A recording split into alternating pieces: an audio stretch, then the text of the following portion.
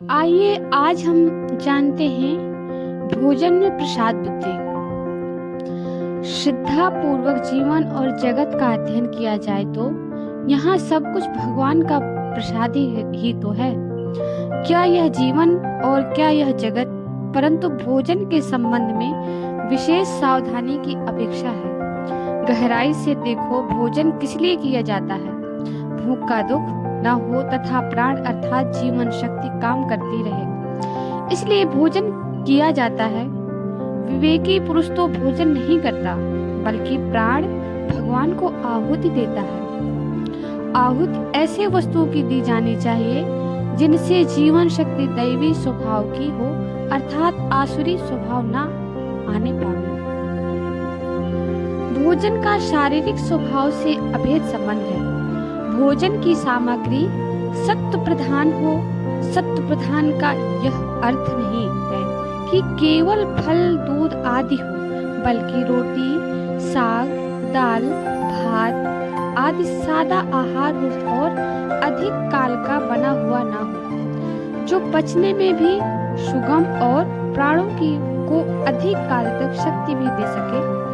भोज्य पदार्थों को प्राप्त करने के लिए धन भी सात्विक अर्थात न्यायपूर्वक उपार्जित हो और भोजन बनाने वाला भी सात्विक स्वभाव का हो, अर्थात परिवार संबंधी हो। नौकर से भोजन उनको बनवाना चाहिए जो अपने समान उसको भी खिला सके, नहीं तो अपने घर के लोगों से ही बनवाना चाहिए, जिससे भोजन में मानसिक अपवित्रता न आने पावे।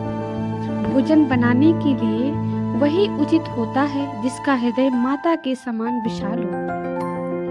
आहुति में अभक्ष पदार्थ, अंडा, मांस आदि बिल्कुल नहीं होना चाहिए। उन पदार्थों के सेवन करने से प्राणों में शक्ति विहीनता और स्वभाव में असुरता आती है। प्रत्येक ग्रास देते हुए हृदय में यह भाव हो कि हम प्राण भगवान को आहुति दे रहे हैं। प्रधानतया 5 प्रकार का प्राण है। यह भावना दृढ़ करने के लिए भोजन के आरंभ काल में आचमन करने के पश्चात प्रत्येक प्राण के नाम से प्राणाय स्वाहा, व्यानाय स्वाहा, अपानाय स्वाहा, समानाय स्वाहा, उदानाय स्वाहा ऐसा बोलकर सात्विक पदार्थों के 5 ग्रास आहुति दे। ऐसा प्रतिदिन करने से मैं भोजन नहीं करता, बल्कि प्राण को आहुति देता हूँ। यह भावना दृढ़ हो जाएगी और भोजन में आसक्ति नहीं रहेगी।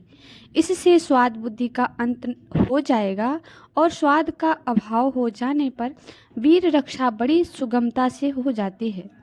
जो भोजन का संयम नहीं कर सकता, वह वीर रक्षा नहीं कर सकता। वीर रक्षा के बिना बुद्धि आदि में सात्विकता नहीं आती। अतः साधक को भोजन समझ बूझ कर करना चाहिए। देखो, एक एक ज्ञानेंद्रिय से एक एक कर्मेंद्रिय का संबंध है। जो स्वाद को नहीं जीत पाता, वह उपस्थ को नहीं जीत सकता। जैसे जो सुन नहीं पाता, वह बोल भी नहीं सकता।